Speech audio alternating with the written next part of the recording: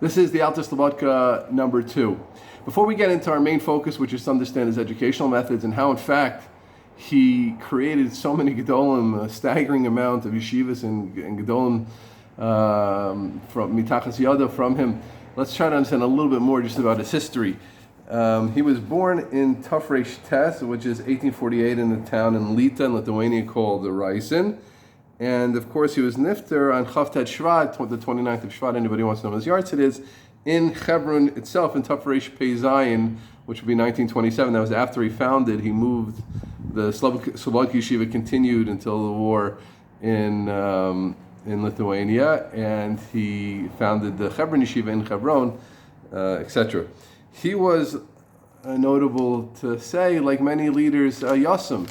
You find an increase in injury, an orphan from both parents, and he was raised by a relative in Vilna.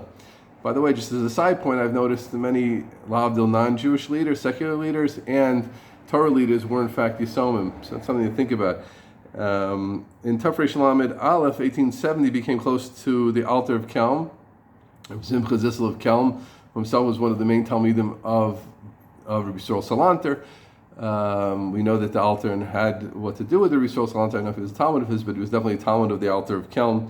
And the Alter of Kelm was, of course, himself a Mechanech par excellence in the Talmud Torah in Gruben and famously in Kelm. And he was, in fact, the Alter of Slobadka was, in fact, Miyasid Tel Yeshiva.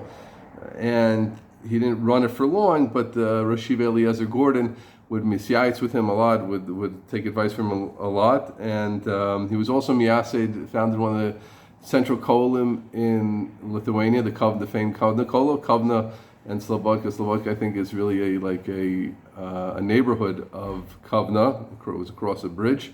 They used to say that the bridge to Slobodka has one way. You go into Slobodka, but you never really leave it. I think that was a compliment, a very big compliment about the bridge in Slobodka. And he would often help other yeshivas once he had started Slobodka by sending his yeshivas. As famous, he sent one time to Slutsk, the yeshiva of Rav Zal Meltzer, where Rav Kala was also involved. Slutsk, he sent what they called the Yad Chazaka. Yad is 14. He sent 14 of his best Talmidim. But the real story, of course, is from 1875 till 1925 for the 50 years that he ran Slobodka. And as we mentioned in our first session, that something amazing about the Alter is how little we know about his personal life and how much he was master himself. How does that make any sense? How does it, someone had thousands of Talmidim and hundreds and thousands of close Talmidim, how is it we know so little about him? So here we have to understand something about how the Bali Musa worked. And it's a great message for our times today. They had tznius, modesty of an nth degree. I'm going to read from a sefer called Ma'oros HaGedolim. A little bit about this. Kederech kol ishei musar, like the way of all the ways of the Bali Musar. Hilim hu es masa v'dracha me'ein roim. He hid himself all the time.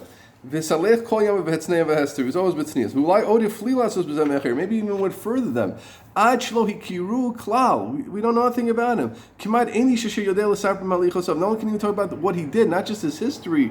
We don't know what his ways were. He never spoke about himself, wasn't trying to make himself a name. His galusa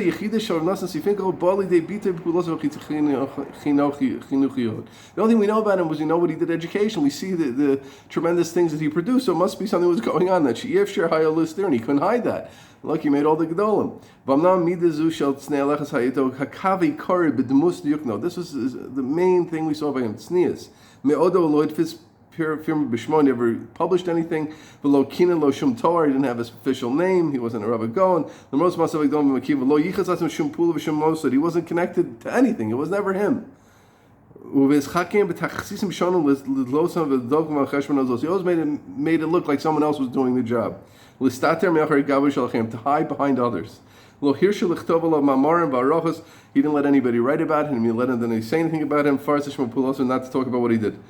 Even in the Yeshiva Slobadka, that he built it for 50 years and had thousands of students, even there, outside, people didn't realize it was him. He never had anything published officially from Slobadka, had nothing to do with him. Had the Rosh Yeshiva's name, etc., didn't have him. Amazing. They called him the Sab, and that was it. He never wrote in the name of the yeshiva, he never was chosim in the name of the yeshiva. We don't find his signature on anything. And if a historian will come and try to understand Slobadka just through the documents, he won't even know about the Alter Slobodka. He won't know that the Ruach Chaim of the whole yeshiva was this man called the Alter Slobodka. And his personal things, for sure, he tried to hide. His limud, his davening, his chesed, etc. He brings an incredible maisa that at a certain point in time, his apartment was mamash samach to the yeshiva, and after chatzos at a mishmar on Thursday nights, the boys used to come in and have tea and cakes from his wife. Of course, loved to listen to the boys learning, and they would creep in quietly because the altar was sleeping. And once his wife said to him, "Don't you think he's sleeping? He's been learning kinegdechem, but when he hears you coming, he runs away. He doesn't want them to realize that he was